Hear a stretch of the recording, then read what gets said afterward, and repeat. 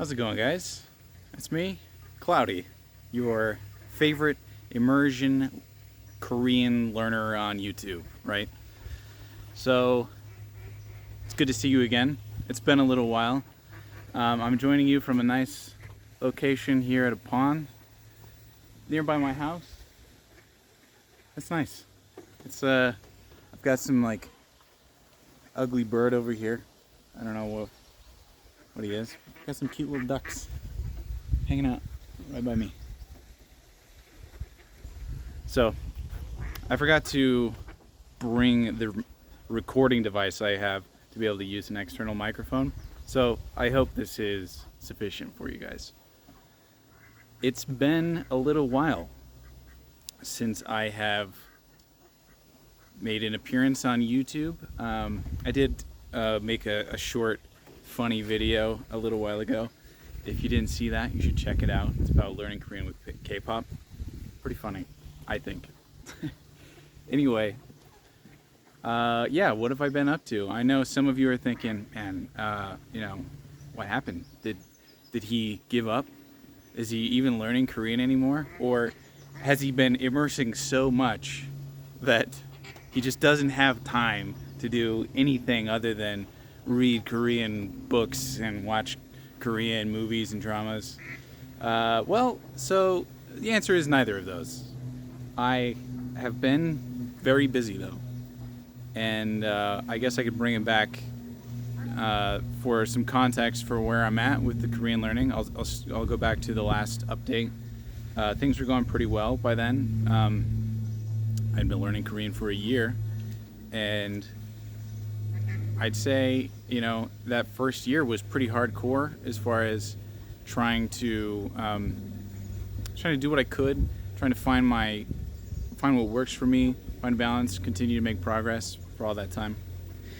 And after that year mark, I had made a kind of realization that I had spent so much time just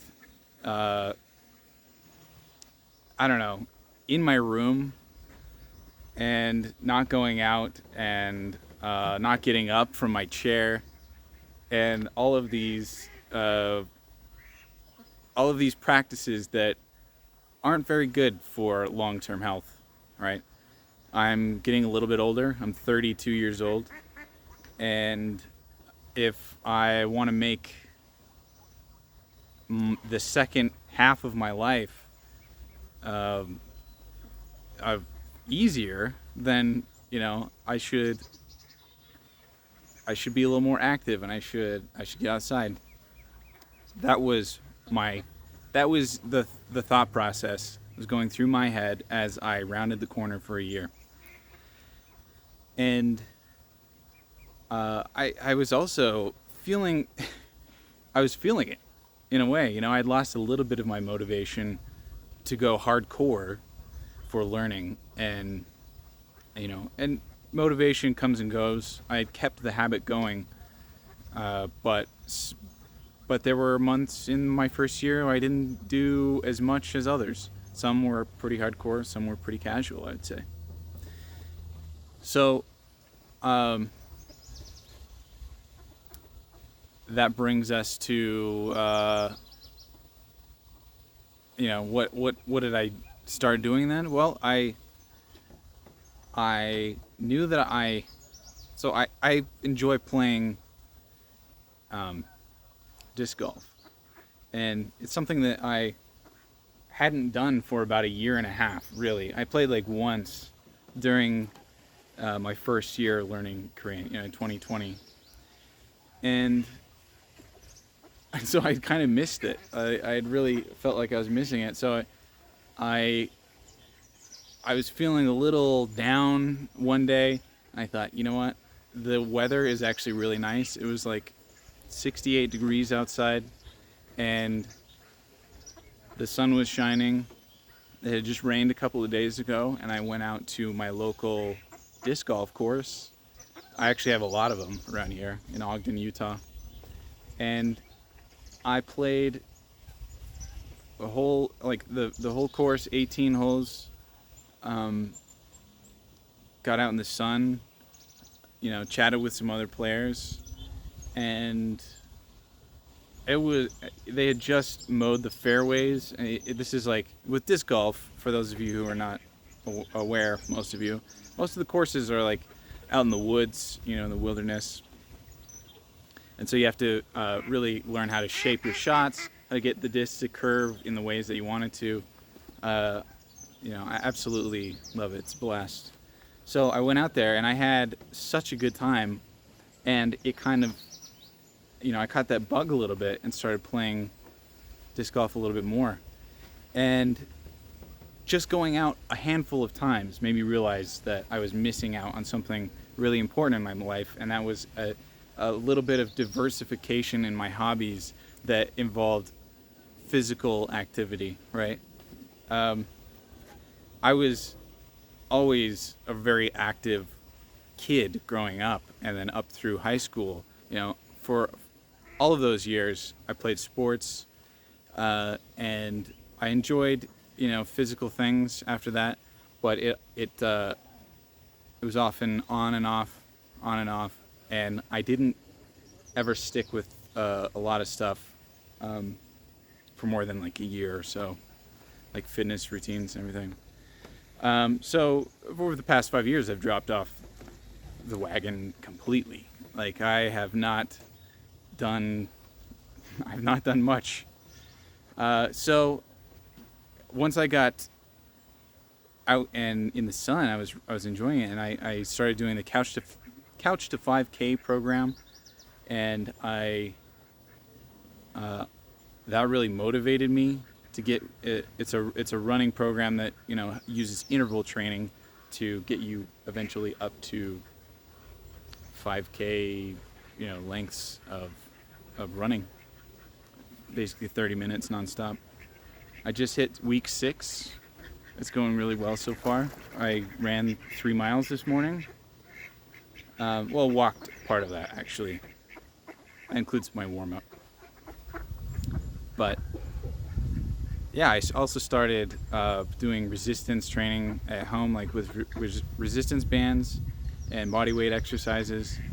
Not only that, all this momentum and motivation I picked up back with my meditation habit, and because it used to be very important to me, and I had just let that go, letting myself be taken on the ride of chaos that life is, which isn't always a bad thing, but in matters of self-improvement, it was really important to have a practice of grounding myself and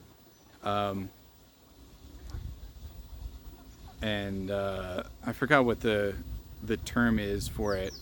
Interoception, I think. The looking inward and awareness of your own state, body, and mind, and thoughts, and all of that, right? Having a meditative practice, it's like a good keystone of any daily routine, I think. So, motivated by all that, I decided, like, hey, I'm getting out in the sun, getting some sunshine, getting my body moving, starting to do some exercise. I had been gaining weight over the last year and a half, and I was starting to feel a little chubby. My pants were starting to not fit. I had to, when I'd go home and I would sit down and I have to unbutton my jeans just to sit down in my chair. And so then I would just get home and like throw off the pants, throw on some sweatpants, and just kind of forget about it. And watch some Korean shows and eat food. Maybe some of you guys can relate. I don't know. It's a dangerous situation to let go too far. So I changed up my eating habits completely. I started eating a keto diet with the goal to lose some weight, and also introduce intermittent fasting, which not only makes it easier to lose weight if you want, but I've been learning about so many health benefits that come with intermittent fasting, It's good for your digestive system. It's good for your like your mental clarity, and a little bit. I don't know if it helps with self-discipline, because it gets easier to wait, to eat if you do it like around the same time every day. So for me, that's between 1 in the afternoon and around 5 p.m. So then it's been letting my stomach empty before I go to sleep has made me sleep better than I have in 20 years. It's unbelievable. I didn't realize like how much of a habit it was for me to just eat an hour before bed, like every day. So anyway, I've lost 10 pounds in the last couple of months, and I have put on a little bit of muscle. I know some of you guys want me to flex for the camera. Sorry, you're gonna have to subscribe to do that, for me to do that. But it's been really interesting. I think I'm starting to get down to a body weight that I'm more comfortable at. I'm not skinny. But I'm at a healthy body weight right now, and I'm going to increase my calories and put on a little muscle. I'm now that I've been getting back into resistance training at home, I looked back into a gym so I can actually structure my workouts properly. And I've always been a fan of weightlifting. When I was younger, I should say. I've always been a fan. Yeah, I've liked it. Didn't always do it. But it's been a while since I've been back in a weightlifting situation. About 10 years. 11 years. I don't know. Time flies, right? So anyway, that's what I've been up to. Now, did I forget about Korean? No, I haven't forgotten about Korean. I have been doing it every single day, just like before. I've done my anki every day. I've kept my anki streak up, and I've been getting more and more comfortable with my routine, building these extra factors into it, such as my diet routine and my exercise routine. Fitting in exercise 5 days a week, doing running, and then resistance training, body weight stuff on other days. It's I'm getting more comfortable with fitting that in, and getting a consistent 8 hours of sleep, which I feel like I haven't done in, I don't know, have I ever done that? Since I was like 9. I've always been a night owl, afraid of missing out on everything that happens late at night. So I've been still doing my Korean stuff. I've been reading, over the past 2 months, I was reading Harry Potter, and I started reading some other things. I completely forget the title of the book since I don't pay attention to it. But it's a long series of graded readers that are folk stories. There's like 70 books or something. So you guys who are in the Refold server are gonna know what I'm talking about. It's like this cultural reader series with a bunch of classic folk stories in it. And I've been enjoying it. And I've watched some movies. Up until just recently, I had never seen a Korean movie. No, I take that back. I saw one on my phone while I was at work, like, I don't know, 8 months ago. But I had never actually just sat down and watched, like, just a Korean movie. I had watched a lot of dramas, a lot of web dramas, a lot of YouTube. So yeah, I've been checking out some movies. I don't remember the names, I'm really casual about it. it's not imperative for me to like remember all this different stuff that I do. It's just part of my life. So I've been casually reading a little bit of I found some manga translations into Korean on the internet. If you Google some stuff, I don't know, you can find different websites where these things exist. But I've just been kind of skipping around, lightly doing what I can when I can, while I've been getting my routine in check and my lifestyle in check, so that I can, live a healthy life. And now that I feel like that's in order, I'm ready to hit it again.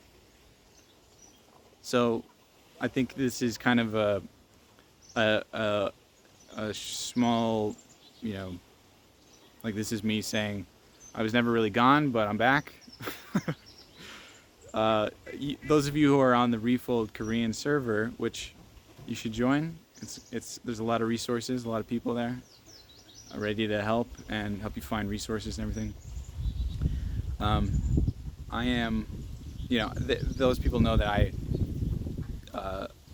I've been there every day, so I haven't gone anywhere, but I'm ready to lean back into heavy immersion. I've spent a lot of YouTube time at work, not on Korean stuff, but listening to things like Dr. Huberman's podcast, Huberman Lab, and related podcasts that are health and wellness, fitness, and well-being focused podcasts.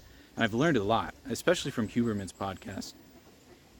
So that's been a huge driver in helping me to figure out, how to build some good habits, or which good habits to build. Right? I've learned a lot about building habits from learning Korean. It's been a huge catalyst for change in my life. But yeah, I'm ready to lean back into it. So I'm kind of starting this month.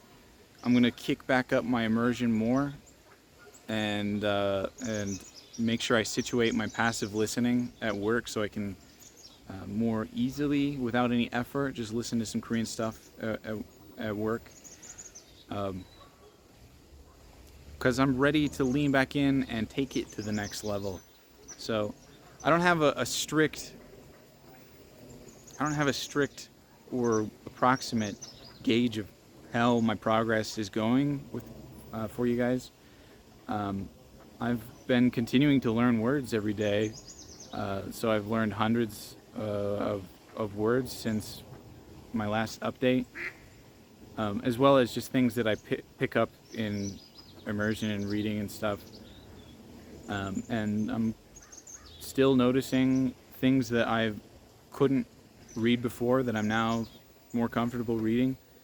It's not extreme. I'm not fluent. There's a lot of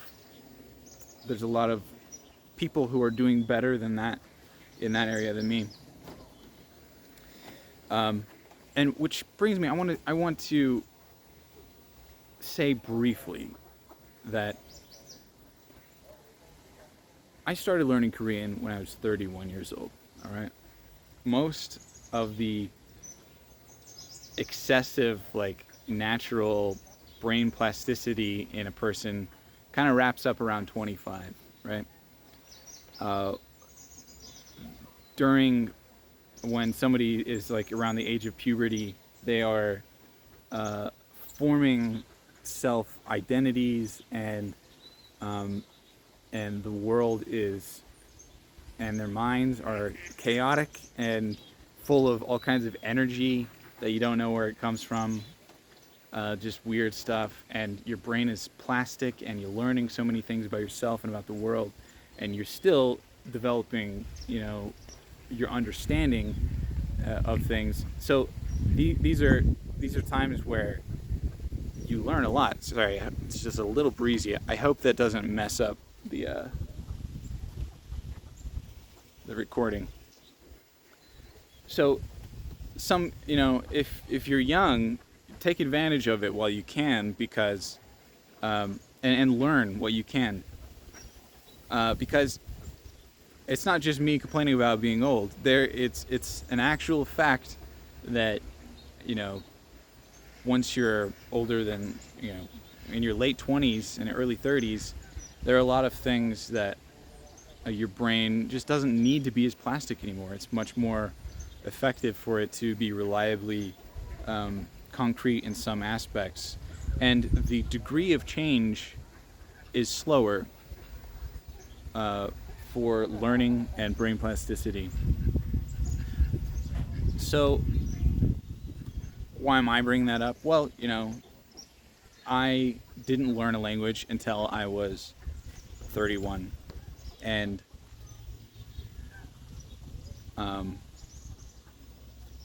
the immersion thing is the only way that it was going to happen for me. Reading, like, just laboring over grammar explanations only, and like books and exercises, translation exercises, lists of vocab words. I can understand that a lot of people find that really, they're able to make a lot of progress with stuff like that. And even though I think they would make more progress with immersion, right? I'm biased, but for me, this has been the only way to be able to get me to learn, because it's, I don't know, it's harder now that I'm older.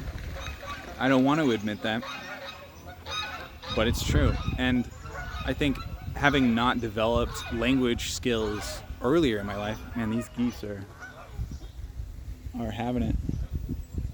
I don't know if you can see them. Having not developed language skills earlier in my life means my brain is trying to do that now. Now that it's like, whoa. I thought we were done with this, like, growing and learning phase.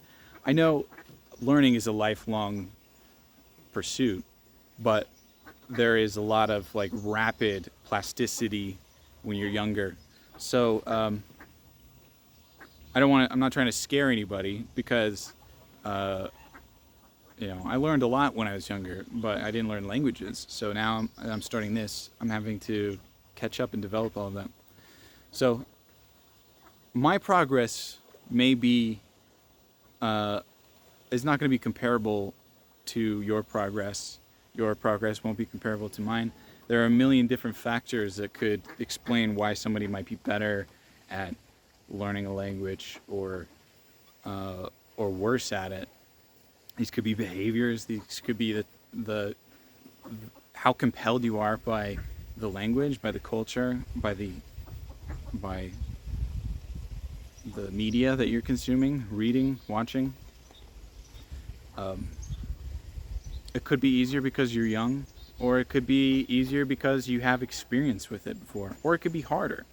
It could be harder because for a lot of reasons.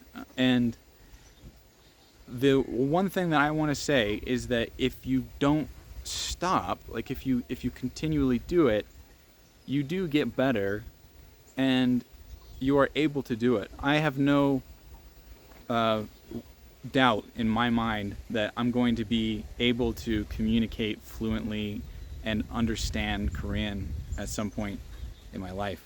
I can understand a lot more than when I started. I'm reading books for like young adult books now, and there's just, in the first 6 months, I never would have thought that I'd ever get there. So I still feel I still know how much I have ahead of me. I'm under no illusion, and I have no delusions about how much more I have to go. But I've taken a slow and steady pace to get here, and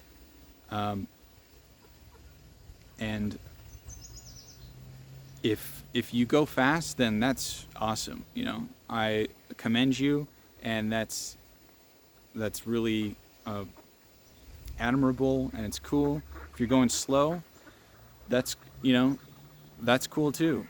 I've decided to take a lot of time these past few months to make sure that I'm living a holistic, situated life, and so that's definitely diverted some time and attention away from Korean. But I'm happier. I'm much happier, and I never stopped. So I've still continued to make progress. So that's, I guess what I'm saying is, don't be worried if people are going faster than you or slower than you. You don't have to speed run the language. You don't have to go super fast. People right now at a year in they're having conversations, and they're enjoying movies, and they are laughing at comedy or reading difficult books. Let them have that, and don't let it affect you, because all you have to do is look at your own situation and think, am I learning what I can today? Am I learning something more than yesterday? Am I putting in the time to facilitate that? Every hour that I put in increases my chances of getting there. It's just a numbers game. The more time you put into it, you're eventually going to get fluent. It's just how it is, So don't let people get you down about their progress. And yeah, I don't know if I'm great at motivating, motivational stuff, but it's important to me because I've seen some over the past time in the language community, people getting anxious because they don't feel like they're learning as fast as somebody else. There's 1,000 different things that could change that. So anyway, this is actually much longer than I expected it to be, much more than I wanted it to be. So one more view at the lake. It's pretty nice. Well, I call it a lake. It's not a lake at all. It's like really just a little pond in a park. But yeah, that's about it for now. Now that I'm leaning back into it, I should have some more language-focused stuff to talk about next month. So I will see you guys then. Be sure to like the video if you like this update. If you've made it this far, if you're seeing this and you're not subscribed, check it out. Check out the subscribe button, and that lets me know that you want to see more. So I'll come back next month with some good language, more juicy language info about my journey. So keep immersing. See you then.